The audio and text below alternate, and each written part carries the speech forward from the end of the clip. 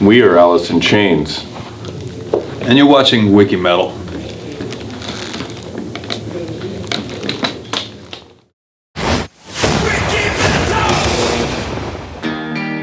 Estou aqui com as lendas vivas do Alice in Chains, Mr. Jerry Cantrell, Mr. Sean Kinney. Welcome to Wikimetal, man. Yeah, man. Hey, how you doing? Yeah. It's great to have you on the show. Anyway, you guys released one of the best albums of the year, The Devil Put Dinosaurs Here. Where did you get this title from? Yeah, I mean, it's we were trying to think of a good title, and that one kind of jumped out as pretty unique, and so we ended up kind of designing the artwork around it and all that. And I think we were aware that because of the subject of the song, that probably freak a bunch of people out and piss a bunch of people off, and they'd take it the wrong way, which they did, and but yeah, I think we did a good job on that one. We made some really good songs, and I think the artwork's really cool, and people seem to be digging it, so yeah. Oh, it's great, and this is the second album with this lineup. Mm-hmm. And did you ever imagine that this lineup would work so well? Did you have any idea when you got together with William? Yeah, it felt like it worked.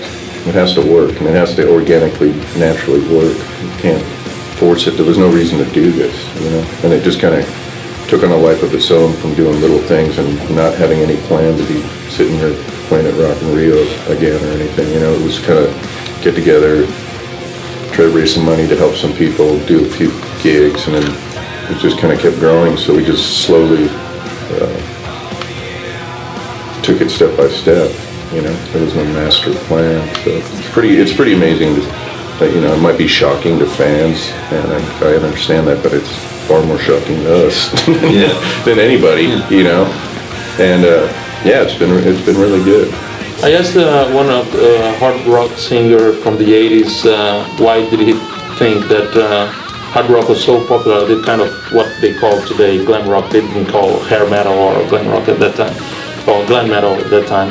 But I asked him why did he think that it was so popular so fast, and it got not popular at all so fast as well.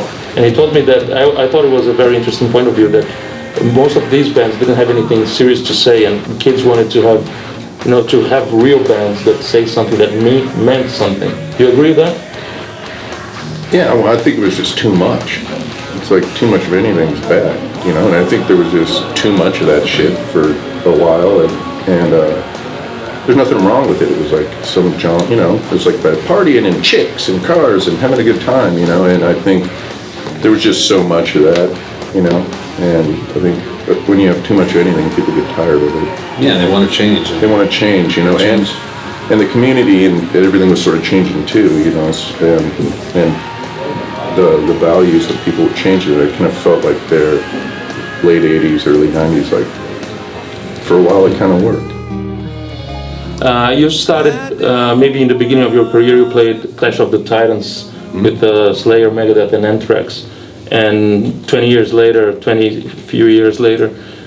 it all changed. Like today, you're one of the most respected bands by the hardcore metal fans. I mean, at least in my opinion, everybody respects Alice in Chains very, very much. So, what do you think that changed? Maybe I think more in the audience than in your own music. What do you think? That's a tough. There's a lot of people, that were just, into thrash, and then we were out there, and they hadn't invented grunge or any of this shit yet, and nobody'd seen anything really like us. We were still what, alternative metal? Or something? Yeah, we were whatever they were calling us, and so we were kind of.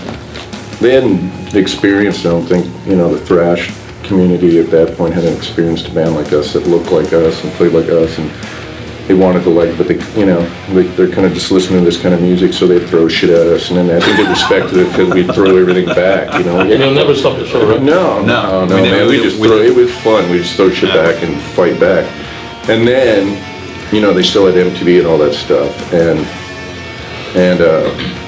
during that actual tour, we'd already been out. We went out with this band Extreme. We'd play with anybody, so we'd been out with Extreme, Iggy Pop, and then we went out on that tour, and during that tour, the record took off, right? You know, the song went big on radio, and then they started playing video on MTV, because MTV wouldn't play a band like us, or any rock band, you know. So kind of, they gave a chance to our band and played it, and people responded to it. So that kind of seemed to open the door for, you know, the genre or whatever the hell we were doing, and bands sort of like us.